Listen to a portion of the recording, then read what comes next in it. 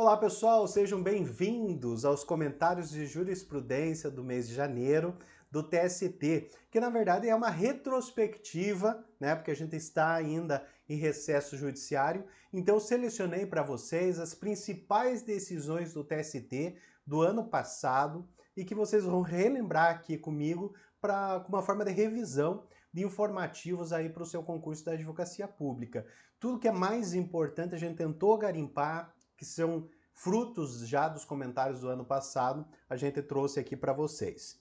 Então a primeira decisão que eu trago para vocês é uma decisão que eu trabalhei, né, a questão de embargos, responsabilidade subsidiária, que é a aplicação da Lei 9478 e o Decreto 2745, à vista da súmula 331 do TST.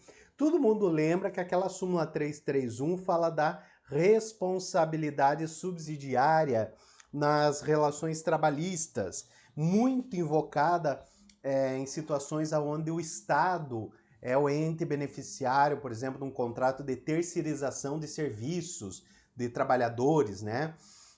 Então, ela é muito invocada. O que aconteceu aqui? Quem tentou se beneficiar da súmula 331 é a Petrobras. Todos sabem que a Petrobras não faz parte do conceito de fazenda pública.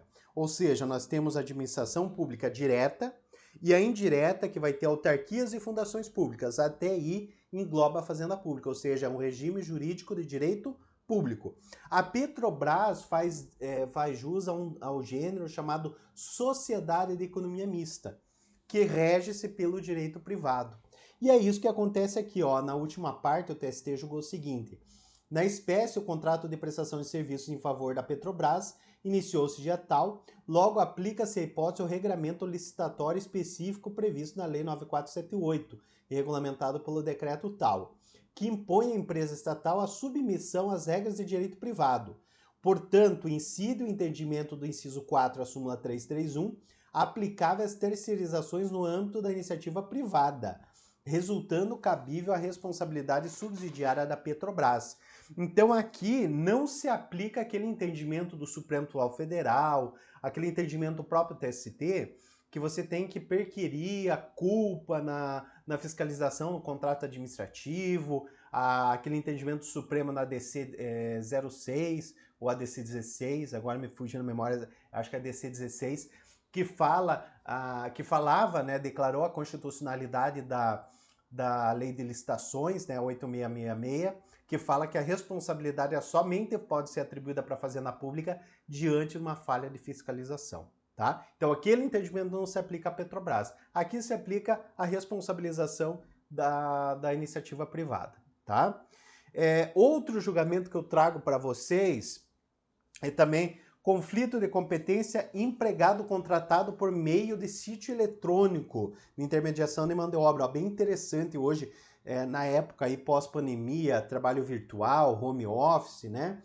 Então veja, só decidiu, né, que o processamento e julgamento das lides trabalhistas nas hipóteses de contratação de trabalhador por meio de sítio eletrônico de intermediação de mão de obra, em que a prestação de serviço se deu no local distinto da sede da empresa e do domicílio do empregado. É da competência do juízo que melhor atenda à ponderação entre os princípios de acesso à justiça e do contraditório e da ampla defesa. Nesse caso, o que aconteceu que o TST avaliou? O trabalhador foi contratado para trabalhar na cidade A, ele morava na cidade B e a empresa tinha sede na cidade C. Ou seja, qual é o juízo competente?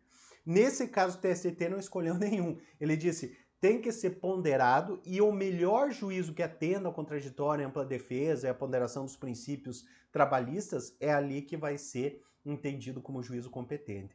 Então, ou seja, é pró-empregado, ou seja, melhor que atenda aquele acesso à justiça que vai prevalecer como justiça competente. Então, veja, uma decisão bem interessante em tempos atuais, né, que tem home office, contratação para trabalhos virtuais, né? Hoje tem muito trabalho virtual, inclusive eu faço trabalhos virtuais, né, com cursos, treinamentos. Então, diante de uma relação trabalhista, é possível, então, invocar uma decisão como essa, Então, uma prova aí de advogado público na parte de direito do trabalho é muito comum cair uma situação como essa. Outra decisão que também me chamou a atenção a respeito de férias e pagamento efetuado no primeiro dia de fruição. Aparentemente estaria infringindo, né, artigos da CLT. Então, o TST julgou o seguinte: é necessário realizar uma interpretação restritiva da súmula 450 do TST, no sentido de se afastar a sua aplicação às hipóteses de atraso ínfimo ao pagamento de férias. Né? O que fala essa súmula? Né? A súmula 450 fala o seguinte: é devido ao pagamento em dobro da remuneração de férias, incluindo o terço constitucional com base no artigo 137 da CLT, quando ainda que gozados na época própria, o empregador tenha descumprido o prazo previsto no 145 da CLT. Né? E no caso ele descumpriu por um dia. Né? E daí o que entendeu o TST lá na parte final? Na espécie, a praxe empresarial era de pagamento de férias coincidindo com o seu gozo. Hipótese, além de não trazer prejuízo ao trabalhador, acarretaria enriquecimento ilícito ser sancionada com o pagamento em dobro sem norma legal específica previsora da sanção. Então veja, nesse caso o TST deixou de aplicar a própria súmula. Talvez até não deixou de aplicar, aplicou numa forma à vista do princípio da razoabilidade e proporcionalidade. Então, por exemplo, um atraso de pagamento de um dia, sem comprovação de qualquer prejuízo por parte do empregado, nesse caso, até porque já tinha essa habitualidade na empresa, não tem como ser sancionado, ou seja, não se aplicou a súmula naquele caso. Então, um caso também que a gente achou interessante para trazer aqui na retrospectiva. Outro julgamento que eu trouxe para vocês é a respeito do plano de cargos e salários provimento derivado à ausência de concurso público. Né? Isso aqui também é bem corriqueiro na prática, quem trabalha nas procuradorias no setor trabalhista. Eu me lembro que quando eu comecei na Procuradoria Municipal, primeiro setor que eu caí é trabalhista. Né? Não gosto, não gostava também, mas infelizmente, ou felizmente também, porque hoje eu posso comentar decisões do TST, eu caí lá e fiquei um tempo no setor trabalhista. Mas nesse caso aqui, comentando, então, o TST julgou o seguinte: o Supremo Tribunal Federal, no julgamento da MS 21.322.0, firmou o entendimento de que as empresas públicas e sociedade de economia mista são sujeitas à regra do concurso público, né, previsto na Constituição Federal. Entretanto, o próprio STF, em razão dos princípios da segurança jurídica e da boa-fé, passou a mitigar a aplicação do artigo 37 nas hipóteses em que constatado que a admissão à sessão funcional, ainda que efetivada sem prévia aprovação em concurso público, tenha se verificado entre a promulgação da Constituição e a promulgação da Constituição e 23/4 de 93. Desculpe, tinha me perdido aqui na leitura. Conclui-se o STF que no citado período era controvertida a aplicação da regra do concurso público às empresas públicas e sociedade de economia mista. Então, desde a promulgação da Constituição até 93 ainda era controversa. Na hipótese dos autos, é incontroverso que a empresa ré, através de seus PSS, que é Plano de Contratação, né, Programa de Contratação Temporária, estabelecia formas de provimento derivado com inobservância da regra do concurso público.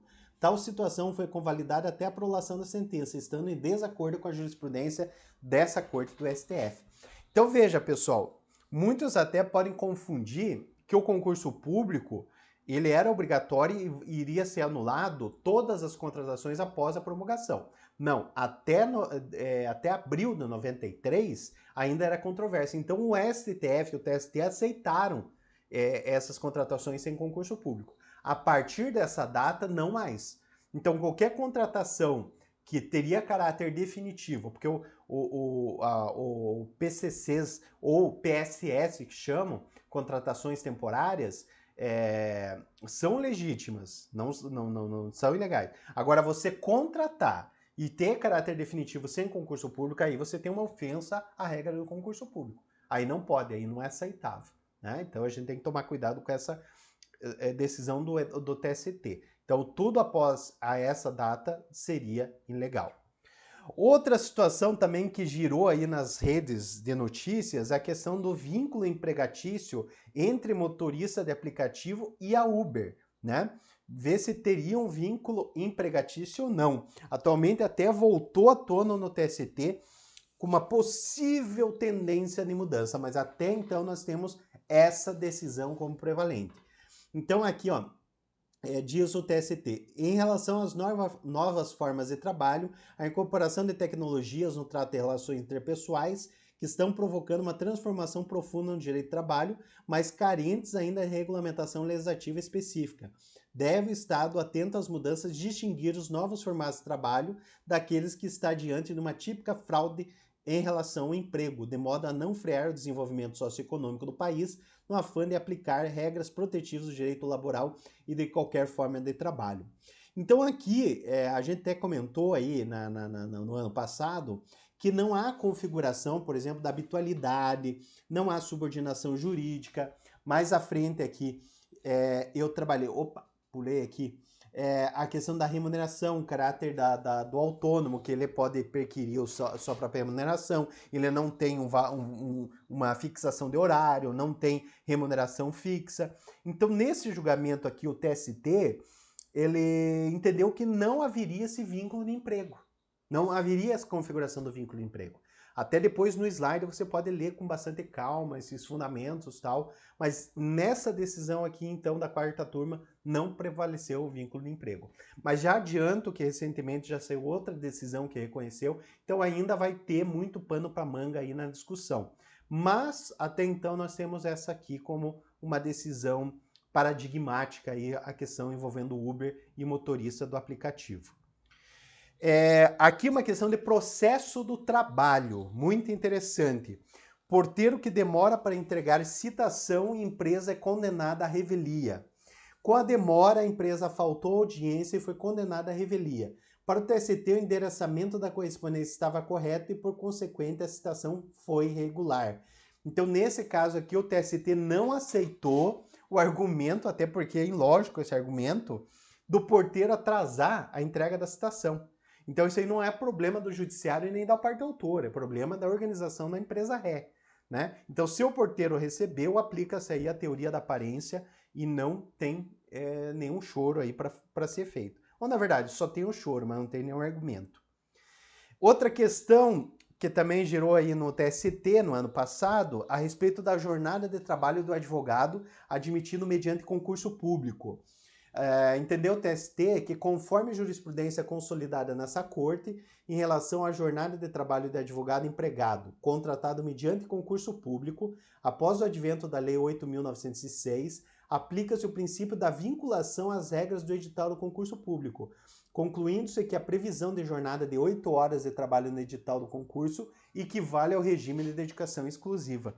Então aí ele estava tentando argumentar na legislação pertinente, mas não colou, já que o edital deixava claro que a carga horária dele é 8 horas, há uma vinculação, né? Como diz o edital, faz lei entre as partes. Então há uma vinculação àquela carga horária do qual ele prestou concurso. Outra decisão aqui do TST também que eu trago para vocês, horas de sobreaviso exercente de cargo de confiança. Isso aqui é tradicional, né? Discussões a respeito de cargo de confiança. O empregado exercente do cargo de confiança, previsto no artigo 62 da CLT, não tem direito a horas de sobreaviso, haja vista a necessidade de um controle de horários do trabalho para sua concessão e a incompatibilidade entre a sistemática do controle de jornada e a atividade exercida pelo trabalhador no referido dispositivo. Então, nesse caso, você sendo um trabalhador ou comissionado na administração pública ou que seja de confiança, como gerente, por exemplo, diretor, ele não tem controle de horário, então não tem como você cobrar o sobreaviso. Então, de um lado tem a liberdade e do outro também não tem como cobrar a hora extra ou sobreaviso. Pessoal, basicamente seriam essas as questões que eu queria abordar para vocês, julgamentos do TST, nessa retrospectiva de 2021.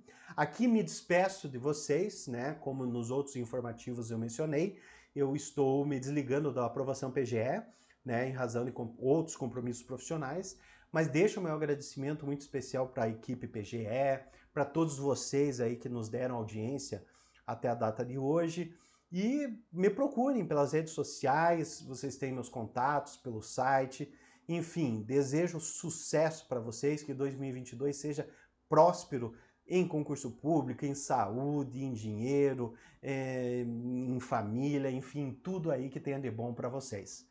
Um grande abraço e até outra oportunidade.